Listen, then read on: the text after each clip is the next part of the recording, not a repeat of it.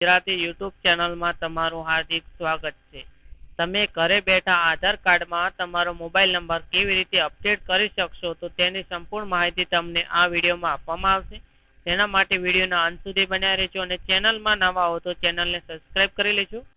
સૌ પ્રથમ તમારે ગૂગલમાં જવાનું છે ને જ્યાં તમારે IPPB ટાઈપ કરવાનું છે.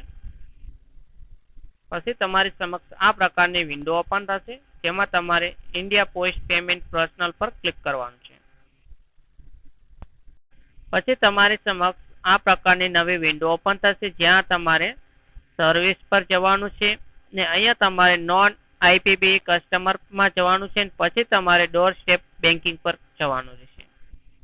પછી તમારી સમક્ષ આ પ્રકારની નવી વિન્ડો ઓપન થશે, જેમાં તમારે આધાર મોબાઈલ અપડેટ પર ક્લિક કરવાનું છે. પછી અહીંયાથી તમારે MR, MRS ને MS જે લાગુ પડતું હોય તે તમારે સિલેક્ટ કરી લેવાનું છે. અહીંયા ફર્સ્ટ નેમમાં સૌ પ્રથમ તમારું નામ લખવાનું રહેશે. પછી અહીંયા તમારે અટક લખી દેવાની રહેશે.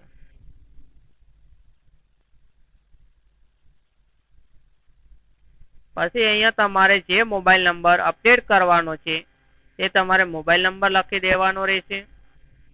મોબાઈલ નંબર તમારે કમ્પ્લીટ લખવાનો રહેશે. જો તમે મોબાઈલ નંબરમાં થોડોક ઘણી પણ ભૂલ હશે તો તમારે જે મોબાઈલ નંબર અપડેટ કરવો છે તે મોબાઈલ અપડેટ થશે નહીં. અહીંયા તમારે ઈમેલ આઈડી પણ અપડેટ કરવી હોય તો તમે ઈમેલ આઈડી લખી શકો છો. પછી અહીંયા તમારે એડ્રેસ લખવાનું રહેશે, આધાર કાર્ડમાં જે પ્રમાણે છે તે પ્રમાણે.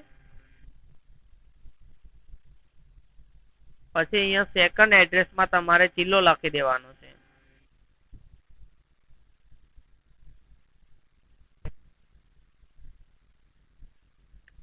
પછી તમારી નજીકની કોઈ પણ પોસ્ટ ઓફિસ નો તમારે પિનકોડ નંબર લખી દેવાનો છે.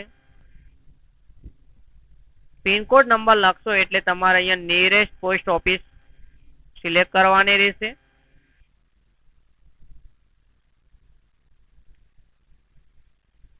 પછી અહીંયા તમારે લિંક બ્રાન્ચમાં Palanpur HO, Banaskantha division Ahmedabad circle આવી જશે. પછી સ્પેસિફિક રિક્વેસ્ટમાં તમારે